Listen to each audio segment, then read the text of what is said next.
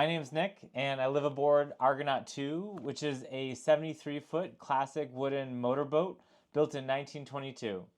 And today I'm going to be talking to you about the engine that powers the boat. It is a British-made Gardner 6L3 marine diesel engine. It's a self-lubricating engine that is started with an air start system and was installed in the boat in 1940. The engine is not the original engine being a Fairbanks Morse 3-cylinder diesel engine that the United Methodist Church, after they purchased the boat in 1931, repowered with the Gardner in 1940. Today I'll talk to you a little bit about the work I've been doing on the engine. The boat is started by a high-pressure air system. I typically start the boat at 220 psi. How this system works is there's a large air tank in the starboard aft quarter of the engine room that pressurizes an air system. Once you pressurize that system, there's a start valve that blows compressed air into an air start manifold that goes into 3 air start valves that are mounted directly onto the engine heads. And so you use 3 cylinders of the engine to start with compressed air, which will get momentum building in a flywheel. And once that flywheel is spinning, it gives us the ability to start compressing the forward 3 cylinders that are not attached to the air system. And once that compression starts happening and those cylinders start running, you can shut down the air manifold and the air start system, and the whole engine, all 6 cylinders, will be running on their own at that point.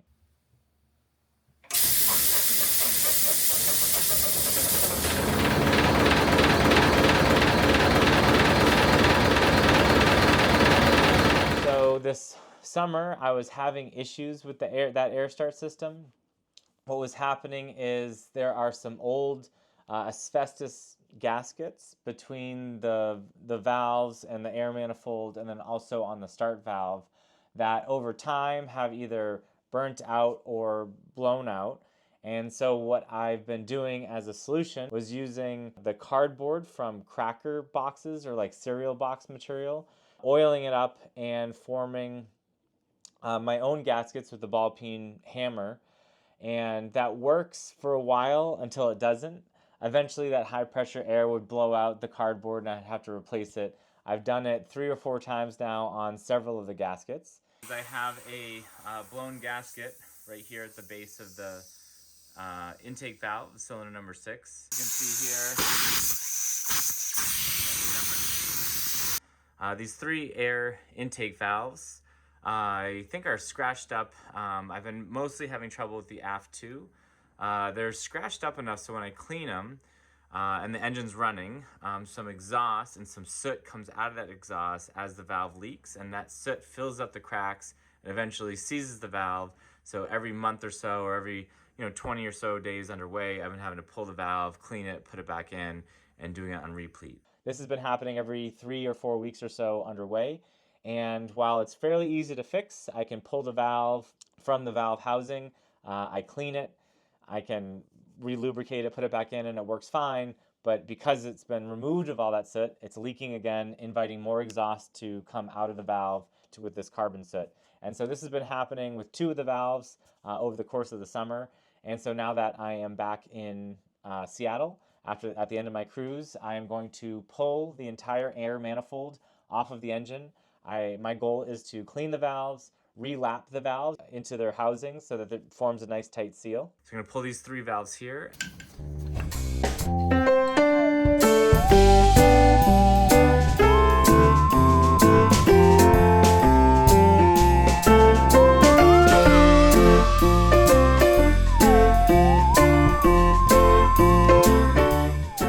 So here are one of the valves of the 3 air intake valves. You can see bumps and dings on the valve, so hoping to grab some lapping fluid and clean the valves up.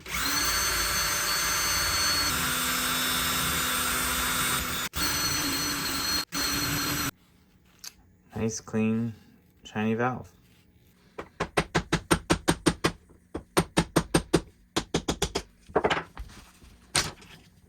So all 3 came out looking just about the same. This one I had to knock out of its housing. This one was still working, but you can see quite a little bit of carbon was building up on it. And so I will go ahead and clean it on the brush. All right, look at that, pretty easy. So what I'm gonna do is put some lapping compound on the edge of the valve and try to relap the valve. What that is essentially like a metallic liquid sandpaper that I'll rub around the edge of the valve and then spin it using this flathead piece to spin the valve in place, create a tighter seal between the valve and the seat, and hopefully that'll seal up the valve and prevent it from leaking. Here's the lapping compound.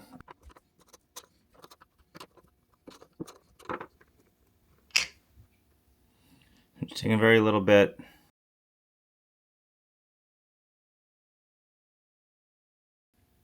Place it in the valve seat. And just gently spinning the valve in place. And what that's doing is just taking a very fine cut of the metal. One concern is this is steel on bronze, so I'm worried about the bronze wearing down a little bit faster than the steel. But I'll spin this, I don't know, for about 10-15 minutes or so.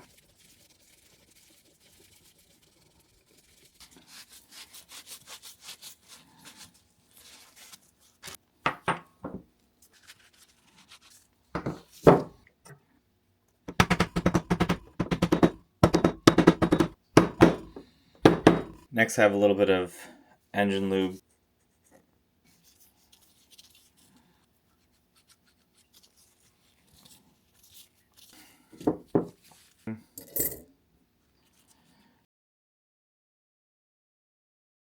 Here we have one of the original gaskets that were on the engine, or I don't know if it was original, but the Gardner ones. They're two thin sheets of copper with some asbestos you can see in the middle. These gaskets were mounted on all of the air valves, and you can see right here where the gasket failed, there's some carbon soot building up where the exhaust gas was leaking through the gasket.